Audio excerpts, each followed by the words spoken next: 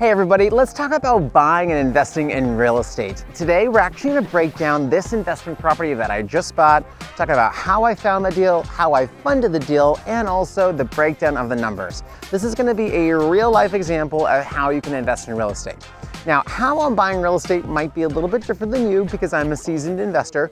So we're also gonna help you break down the steps of how you can buy your first investment property if you don't have a ton of cash lying around. Now, I am going to not lie to you like everybody else, and when you're investing in real estate, if you're not buying as your primary residence, you're gonna need some cash on hand. You're gonna need at least 25% down or have enough money and income for a lender to be able to give you money, especially if it's a hard money loan or a loan that's not a conventional loan product. So we're gonna break down that version of the investment strategy, and we're also gonna break down, for those savvy investors out there, a cash investment strategy. And we're also gonna break down if you're gonna be buying this as your primary residence and doing a quick fix and flip through a conventional loan product. So before we start talking about how we're going to actually be able to find deals, let's talk about financing deals, because I think it comes first. If you do not have financing, and if you're not set up to be able to buy the property, why are you even looking for property to begin with? You guys need to have the financing to do it. So if you're buying a property cash, well, that's easy. You're buying the property cash, it's by far the easiest way, no loan conditions, and of course, you're gonna have less time in between writing the offer and putting the home under contract. Let's not talk about that right away though. Let's talk about buying with a standard 20 or 25% down. 20 or 25% down financing is the most common for investors.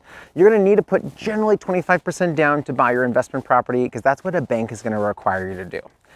With that being said, you're also gonna need income to cover the loan. So you guys need to really talk to a loan officer first to see if this is something you can even start with, especially if you already own other real estate.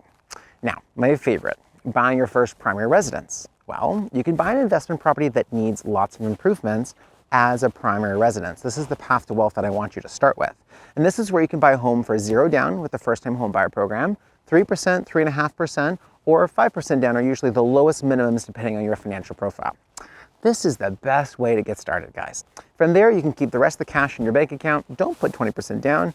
Use that money to renovate the property, and then when you're ready, you can cash out, refinance, or sell the property. Okay, I'm gonna end with this, which is like an additional option, which is called hard money loans. This is only for seasoned investors, guys. Hard money loans is when there's a private investor. Let's say I have $1 million and I give you my own money. That's a private equity investor. These investors want 1 to 2% of the loan amount up front. So if you're buying a $300,000 property, they want $3,000 to $6,000 in fees just to give you the money.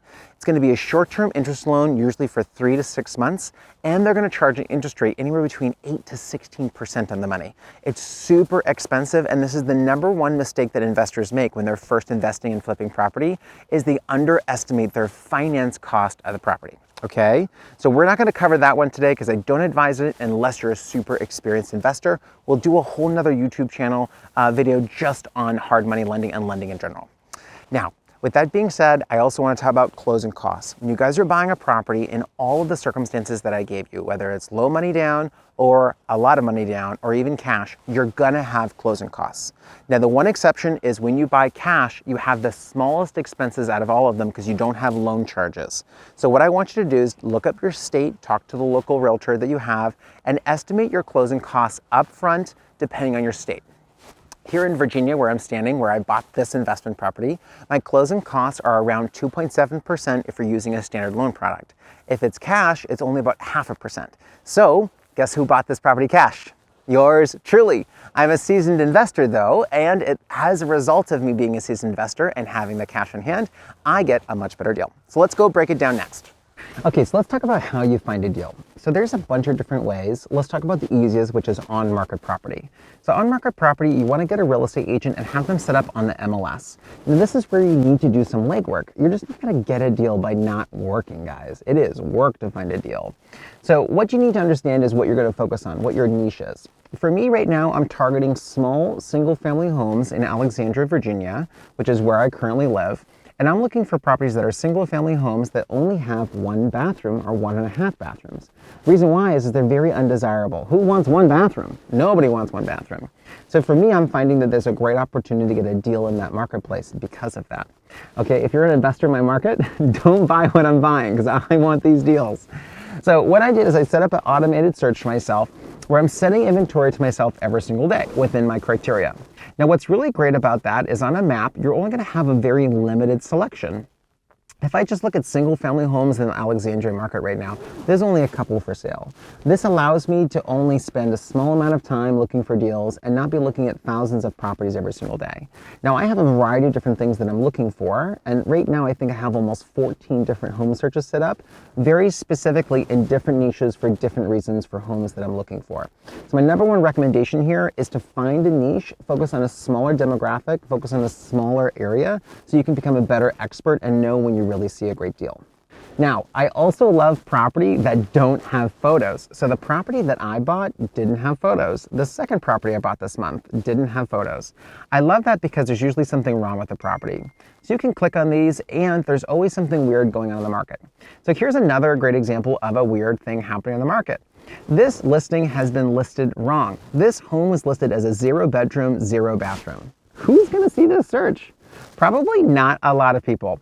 This also doesn't have any photos. I think this is a perfect on-market opportunity because of bad marketing.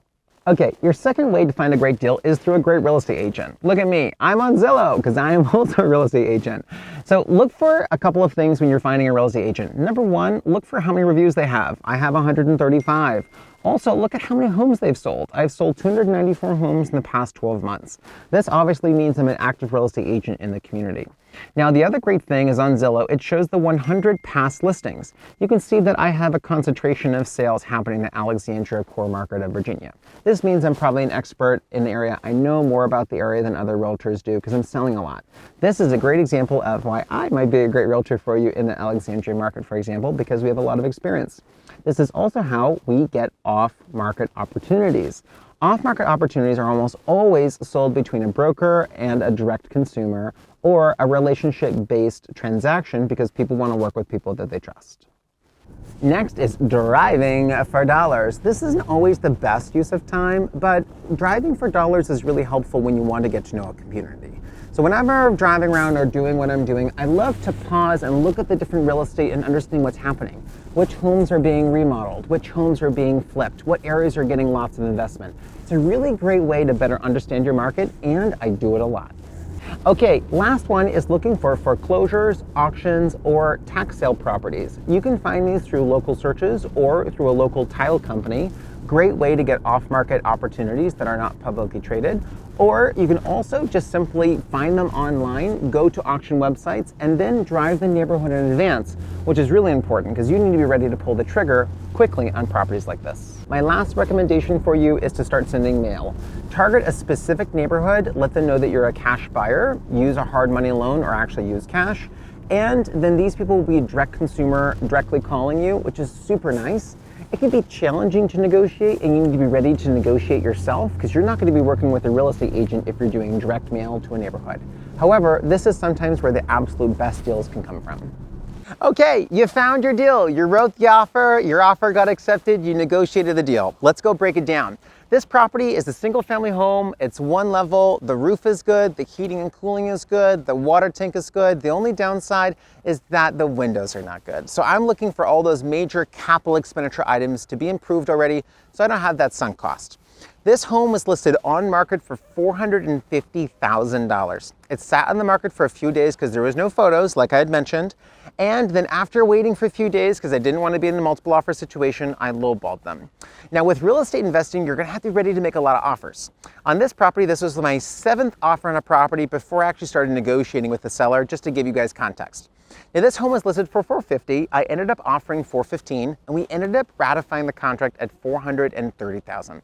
I wasn't totally thrilled with the price at the time, but I actually negotiated a full home inspection on the contract as well. So this is a really good example where negotiations aren't always about price, they're also about terms. So I spent my $600 on a home inspection, and guess what? I negotiated the price down to $422,500 from the home inspection. Now, what's really nice is I'm also a licensed real estate agent, so I also get compensated in the form of commission when I buy a house like this. Now, for the terms of today, I'm not going to equate that number into our numbers, but it's an extra benefit if you're a licensed person. Now, what's it going to cost to rehab this property? Oh, a lot. Let's go inside and let's talk about that.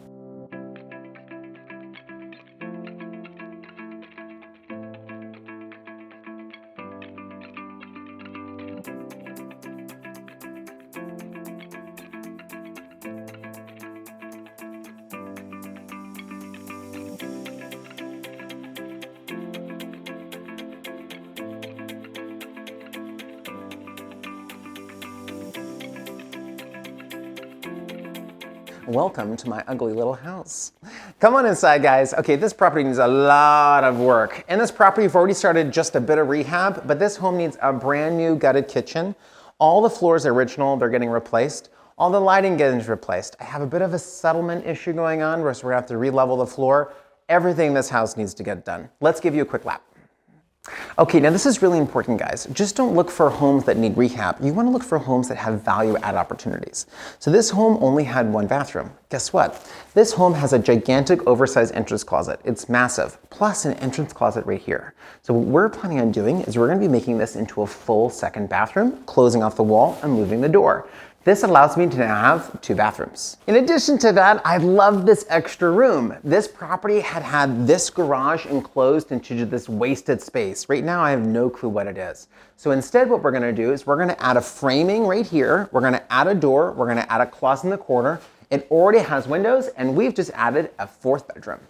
All in, it's going to end up costing us almost $70,000 to rehab the property. Now, I bought this home cash, so I have no finance holding cost, but that's another expense that you want to factor in. So right now, with total cost to buy, I'm in the property for about $490,000. With rehab and renovations, let's budget an extra $5,000 miscellaneous. I'm in it for $495,000. Now, the after renovation value of the property is at least $600,000. I think it'd be worth as high as $625,000, but what I always do is I run worst case scenario numbers. So my cost to sell is going to be $600,000 minus 3%, which equates for 2.5% for a buyer's agent realtor, plus another 0.5% in selling costs. Now, this is the benefit of being a licensed real estate agent and selling my own property, because I only have to pay 1 commission and I don't have to pay myself. So, taking all those numbers into account, after selling costs and some extra fees, I have $87,000 in a total spread if I was going to sell this property. Now, what's really amazing about real estate is I can flip the property and I can end up taking all of that money and putting in my bank account or reinvesting into a new deal. Or I can do what's called a cash out refinance. Now, on this property, I'm probably planning on doing what's called a cash out refinance on the property. This is where the bank will take an appraisal, appraise the property at anywhere between $600,000 and $625,000, and then will give me the opportunity to take all of the money I have in the deal out, usually down to 20 to 25% equity left in the property. Now, for me, with the math that I have in the deal, that allows me to take out almost 100% of the money that I have in the house if I took my loan down to 20% equity. Now, for me, it's not always the plan, because my goal is to pay off my inventory that I have. So for you, this is where your real estate investing needs to align to a much longer term goal, which is, for me, freedom and retirement. For me, I want to have my real estate portfolio paid off in the next 12 years. So what that means for me is I'm actually going to probably refinance this property down to 40 to 50% equity, and then take all the cash flow that I have from the property, which will end up being about $1,300 a month, and use that money to basically pay off this own asset, which means I'm going to have this property pay itself off in about 15 years. So I hope this was a great crash course for you guys in real estate investing. This is a real deal where I'm making at least $82,000 or more, not too shabby, and this is a total reality for you. This home could have also been bought as a primary residence, which is something that anybody can do for sure, as with as much as 0, 3%, or 5% down. If you guys want more or you want details on this, comment below. Let's start the conversation, and follow me for more information on real estate investing and tell me what you want to learn.